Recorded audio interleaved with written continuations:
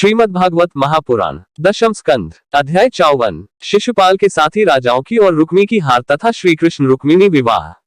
श्री सुखदेव जी कहते हैं, परीक्षित, इस प्रकार कह सुनकर सब के सब राजा क्रोध से आग बबूला हो उठे और कवच पहनकर अपने अपने वाहनों पर सवार हो गए। अपनी अपनी सेना के साथ सब धनुष ले लेकर भगवान श्री कृष्ण पीछे दौड़े। राजन, जब यदुवंशियों के सेनापतियों ने देखा कि शत्रुदल हम पर चढ़ा आ रहा है, तब उन्होंने भी अपने अपने धनुष का टंकार किया और घूमकर उनके सामने डट गए। जरासंध की सेना के लोग कोई घोड़े पर, कोई हाथी पर तो कोई रथ पर चढ़े हुए थे। वे सभी धनुर्वेद के बड़े मर्मज्ञ थे। वे यदुवंशियों पर इस प्रकार बाणों की वर्षा करने लगे मानो दल के दल बादल पहाड़ों पर मूसलधार पानी बरसा रहे हों। परम सुंदरी रुक्मिणी जी ने देखा कि उनके पति श्री कृष्ण की सेना बाण वर्षा से ढक गई है।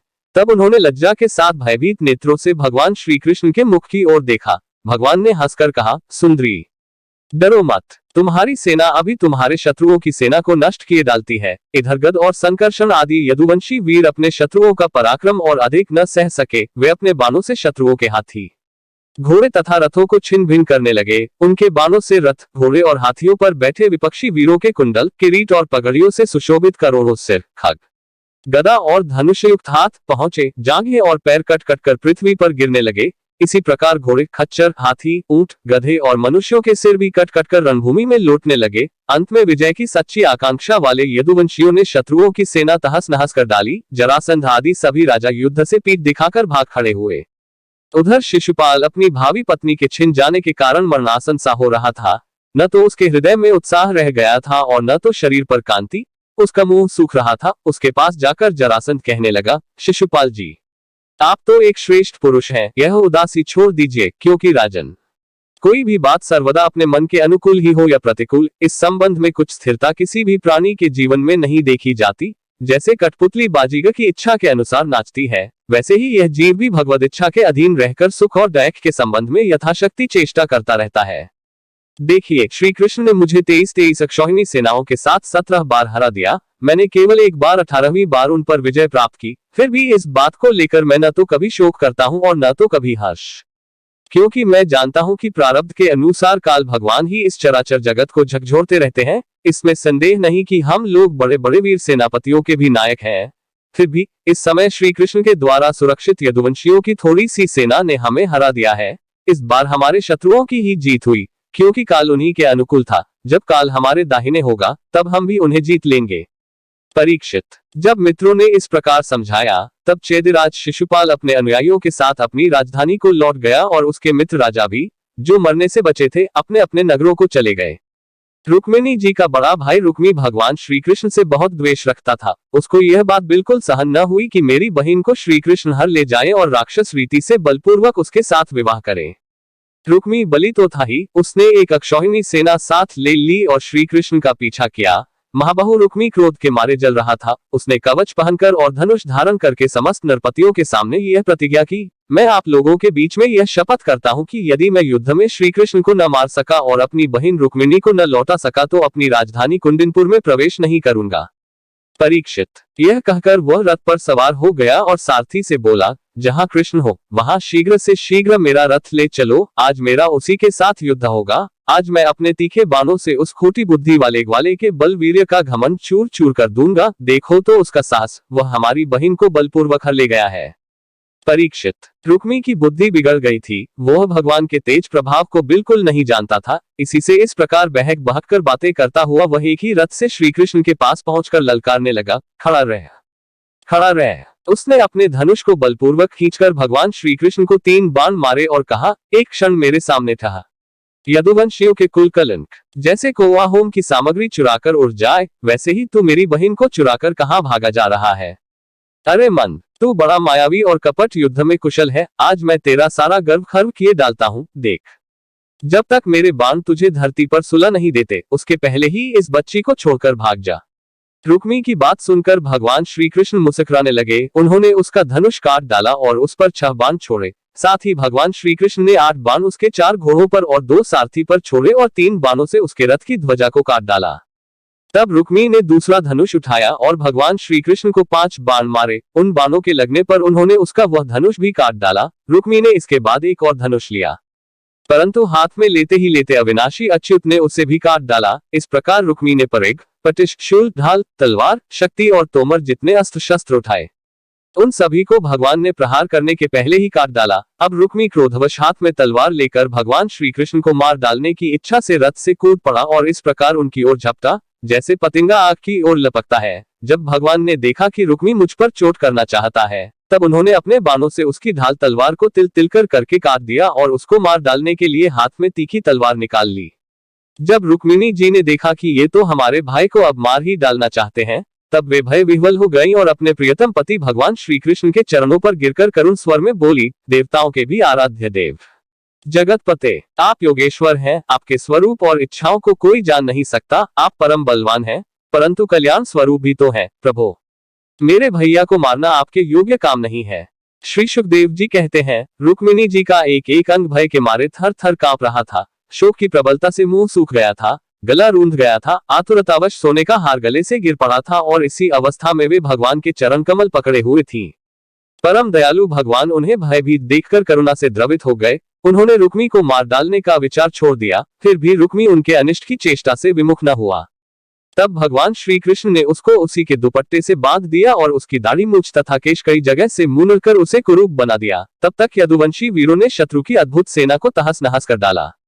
ठीक वैसे ही जैसे हाथी कमलवन को रौंद डालता है। फिर वे लोग उधर से लौटकर श्री कृष्ण के पास आए तो देखा कि रुक्मी दुपट्टे से बंधा हुआ अधमरी अवस्था में पड़ा हुआ है। उसे देखकर सर्वशक्तिमान भगवान बलराम जी को बड़ी दया आई और उन्होंने उसके बंधन खोलकर उसे छोड़ दिया तथा श्री कृष्ण से कहा, कृष्ण, तुमने यह अच्छा नहीं किया, यह निंदित कार्य हम लोगों के योग्य नहीं है। अपने संबंधी की दाढ़ी मूंछ मुंडकर उसे कुरूप कर देना, यह तो एक प्रकार का वध ही है।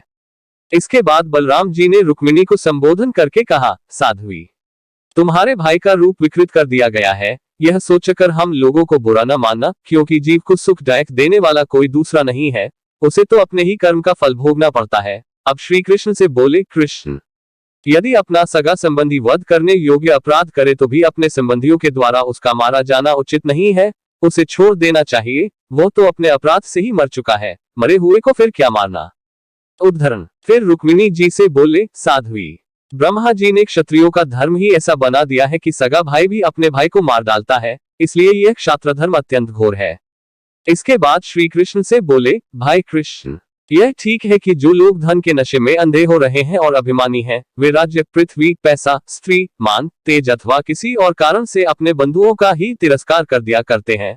अब वे रुक्मिणी से बोले, साध्वी, तुम्हारे भाई बंधु समस्त प्राणियों के प्रति दुर्भाव रखते हैं। हमने उनके मंगल के लिए ही उनके प्रति दंड विधान किया है, उसे तुम अज्ञानियों की भांति अमंगल मान रही हो, यह तुम्हारी बुद्धि की विषमता है। देवी, जो लोग भगवान की माया से मोहित होकर देह को ही आत्मा मान बैठते हैं, उन्हीं को ऐसा आत्मोह होता है कि यह मित्र है, यह शत्रु है और यह उदासीन है। समस्त देहधारियों की आत्मा एक ही है और कार्य कारण से, माया से उसका कोई संबंध नहीं है। जल और घड़ा आदि उपाधियों के भेद से जैसे सूर्य, चंद्रमा और प्रकाशयुक्त पदार्थ और आकाश भिन्न भिन्न मालूम पड़ते हैं, परंतु है एक ही, वैसे ही मूर्ख लोग शरीर के भेद से आत्मा का भेद मानते हैं। यह शरीर आदि और अंत वाला है। पंचभूत, पंचप्राण, तन्मात्रा और त्रिगुण ही इसका स्वरूप है।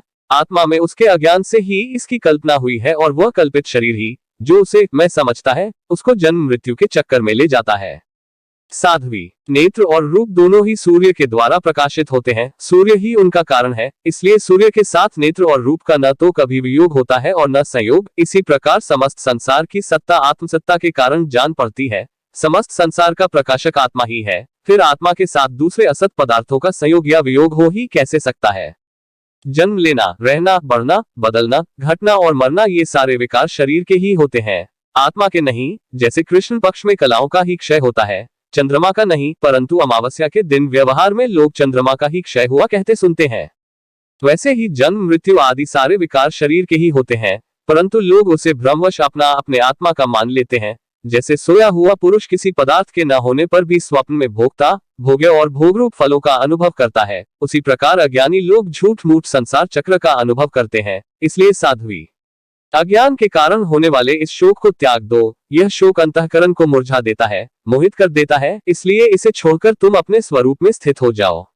श्री सुखदेव जी कहते हैं, परीक्षित, जब बलराम जी ने इस प्रकार समझाया, तब परम सुंदरी रुक्मिणी जी ने अपने मन का मैल मिटाकर विवेक बुद्धि से उसका समाधान किया। रुक्मी की सेना और उसके तेज का नाश हो चुका था, केवल प्राण बच रहे थे। उसके चित्त की सारी आशा अभिलाषाएं व्यर्थ हो चुकी थी और शत्रुओं ने अपमानित करके उसे छोड़ दिया था। उसे अपने विरूप किए जाने की कष्टदायक स्मृति भूल नहीं पाती थी। अतः उसने अपने रहने के लिए भोजकित नाम की एक बहुत बड़ी नगरी बसाई। उसने पहले ही यह प्रतिज्ञा कर ली थी कि दुर्बुद्धि कृष्ण को मारे बिना और अपनी छोटी बहन को लौटाए बिना मैं कुंदिनपुर में प्रवेश नहीं करूंगा। इसलिए क्रोध करके वह वहीं रहने लगा।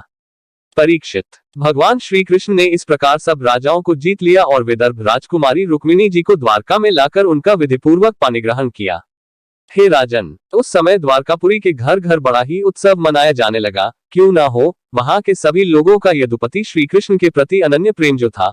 वहां के सभी नर नारी मणियों के चमकीले कुंडल धारण किए हुए थे। उन्होंने आनंद से भरकर चित्र विचित्र वस्त्र पहने दूल्हा और दुल्हन को अनेकों भेंट की सामग्रियां उपहार दी। उस समय द्वारका की अपूर्व शोभा हो रही थी। कहीं बड़ी बड़ी पताकाएं बहुत ऊंचे तक फहरा रही थी। चित्र विचित्र मालाएं, वस्त्र और रत्नों के तोरण बंधे हुए थे। द्वार द्वार पर दूब, खील आदि मंगल की वस्तुएं सजाई हुई थीं। जल भरे कलश, अर्गजा और धूप की सुगंध तथा दीपावली से बड़ी ही विलक्षण शोभा हो रही थी। मित्र नरपति आमंत्रित किए गए थे। उनके मत वाले हाथियों के मत से द्वारका की सड़क और गलियों का छिड़काव हो गया था। प्रत्येक दरवाजे पर केलों के खंभे और सुपारी के पेड़ रोपे हुए बहुत ही भले मालूम होते थे। उस उत्सव में कुतूहलवश इधर उधर दौड़ धूप करते हुए बंधु वर्गों में कुरु, सृज्य, कैकेय, विदर्भ, यदु और कुंती आदि वंशों के लोग परस्पर आनंद मना रहे थे। जहां तहां रुक्मिणीहरण की गाथा गई जाने लगी। उसे सुनकर राजा और राजकन्याएं अत्यंत विस्मित हो गईं। महाराज, भगवती लक्ष्मी जी को रुक्मिणी के रूप में साक्षात लक्ष्मीपति भगवान श्री कृष्ण के साथ देखकर द्वारकावासी नर नारियों को परम आनंद हुआ।